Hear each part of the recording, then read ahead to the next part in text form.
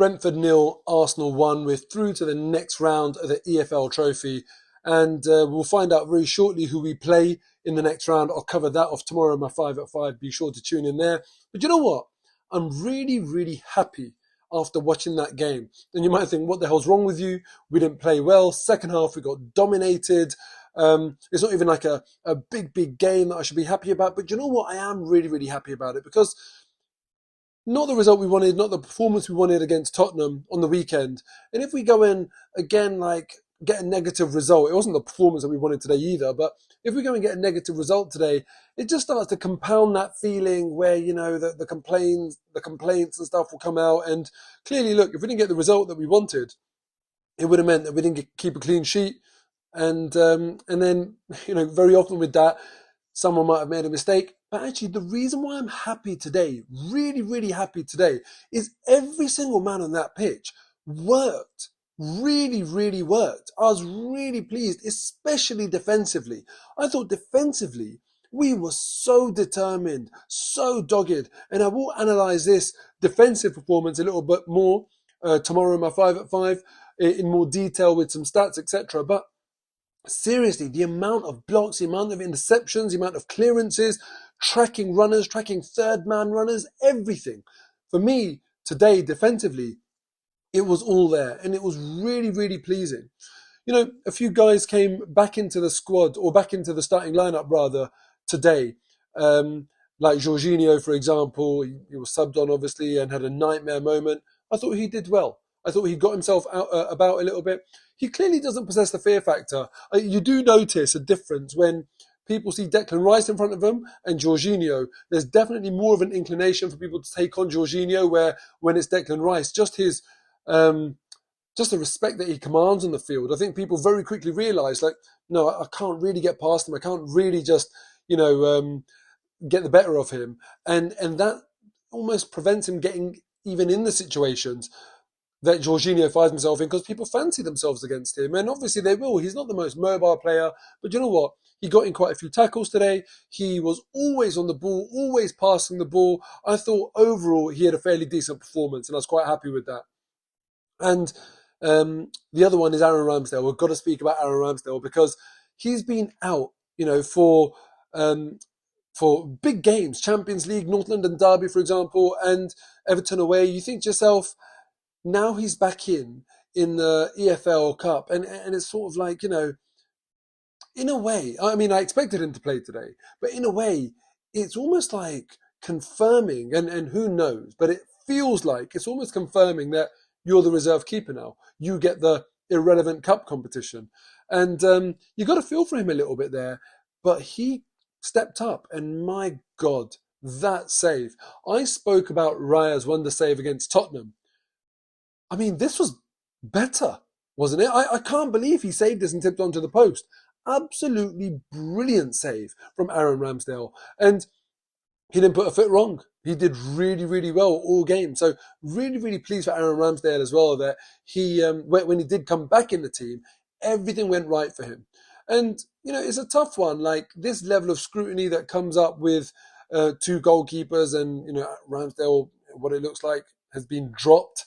Because there's one thing saying you're rotating. To me, it looks like it's been dropped. And yeah, it does bring a lot of scrutiny, but he stood up to that scrutiny. I think that shows what Aaron Ramsdale was all about. He did really, really well today. I was really pleased. One more person I'm going to call out for special praise today, again, it might surprise you, was Eddie Nketiah. And again, some of you might, you know, I know that any time someone mentions Eddie Nketiah, it's almost like it's going to get a reaction from a certain group of people that just dislike him because they view him as not good enough for Arsenal Football Club. And I'm not going to talk about whether he was good enough for Arsenal or anything like that right now. I'm just going to talk about these. I'm only going to talk about the minutes he played today. And he worked his ass off, man. He really did. And what I really liked about it is that he had Pinnock as a shadow today. And Ethan Pinnock is no small bloke, you know, that can't be an easy job, playing back to goal for the most part and trying to hold the ball up and running into channels. But Eddie Nketiah, not once did he back down. He kept on going, kept on doing the really, really difficult job for the team. Trust me, that is not fun. I know different levels and everything. in my days, I was a striker. And when you go up against like someone that's bigger and stronger than you, and you don't have a lot of the ball, and you just have to run in the channels, and you almost get bullied all game, it's not fun. It's just not fun at all. And players that quite a lot of players would hide. They wouldn't make the run down the channel where they know they're going to get clattered from behind and constant pressure, constant hassle from a big defender. But Eddie Nketiah did not shy away from that at all, not one bit.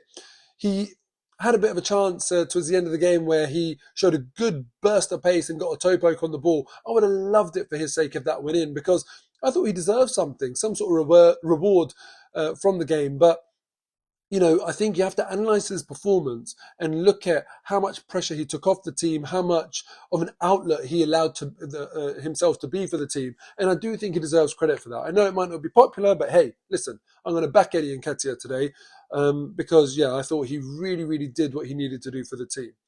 Also, nice to see Smith Rowe, nice to see El Neni, even Cedric, just nice to see these players in and around the squad making a return in what was a victory for Arsenal. Clearly, it's not going to be nice to see anyone if they're coming in and we lose the game or they make mistakes. But we need a big squad, and I'm happy we've got that. Newcastle are 1-0 up as I start recording this video, which means Man City might get knocked out. And then all of a sudden, like any competition where Man City aren't in it, you think to yourself, we can win this. Yes, there are going to be some other teams that are going to be difficult to get past. But, I want Arsenal to win this trophy. We're not, we didn't win anything last year. I wanted to try and win something. It would just be nice. Man City have got a monopoly on this trophy, it seems, now that they are out if they, get beaten by Newcastle. Obviously, Newcastle are a tough team. Who knows, Chelsea, if they're going to hit form at any point this season. Man United are through as well. Liverpool are through. So there are tough teams still. But I'm glad we're in the next round. Hopefully we can do something in this competition. And I was really pleased with the level of commitment and fight that I saw today, because for me, what that represents is just a club culture. Doesn't matter what the game, this is how you play. This is the level of commitment that you show. And for me, that was the really, really pleasing thing. Anyway, I'm out. Let me know how you think we're going to fare in whoever we get in the next round of the draw, because I haven't seen it yet, but by the time you watch this video, that draw will be out. I'll put myself in the comments as well and let you know how I think that game's going to go. Fingers crossed we make something of this. And also now on to Bournemouth in the Premier League, where we have to bounce back. Especially, I did say, a negative result against Tottenham, and then we've got 3 away games. Carabao, or EFL, whatever you want to call it, Premier League and Champions League, 3 away games, and then we've got Man City. These 3 away games, we need to make sure we hit form and we're confident going into that City game. I'll see you next time. In fact, I'll see you tomorrow for my 5 at 5. Take care.